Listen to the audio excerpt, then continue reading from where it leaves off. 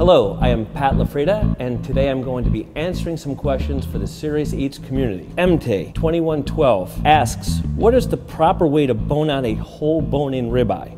I have 2 bone-in ribeyes and I am cooking them for Christmas Eve and would like to cook them boneless. This is a bone-in ribeye. The only reason that you would ever buy this bone-in is to use the bone in some capacity. So we're gonna remove the bone and then we're gonna put it back on for cooking purposes. Keep in mind that the bone is crescent shaped, yet your knife is straight. So we're gonna start by inserting our knife right above those bones and sliding it straight down, almost as if we're shaving those bones off.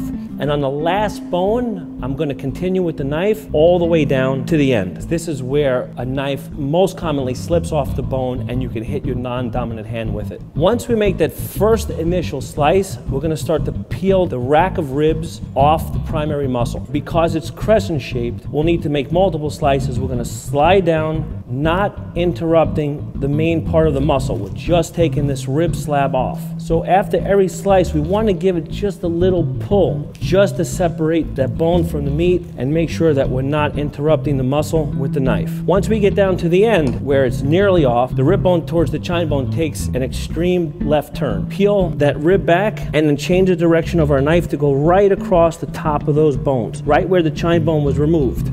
And that's how you remove the rib bones. A favorite way that my dad would make a whole prime rib at home was to remove these bones and then to put them back on for the cooking process. When it's done cooking, this can just be removed, eaten separately, and then you have your boneless ribeye. So we'll put this rib back on, we'll take our butchering string, and then we're just gonna go in between each of the 7 rib bones. And right there where we see those 2 rib bones end, we're gonna make our first butchering knot. And we wanna make sure that the knots all end up in the same place, which will make a great plate presentation. Now what my dad would do is once he would remove the bones, he would then season with salt and pepper the entire inside of this and then put the bones back on top. So while it was roasting, it was actually seasoning and marinating the meat in its own juices. So that's our last knot. This will keep this roast nice and secure. And on the opposite side, you could just even out the strings just with your finger. And this will be your bone-in, boneless ribeye roast.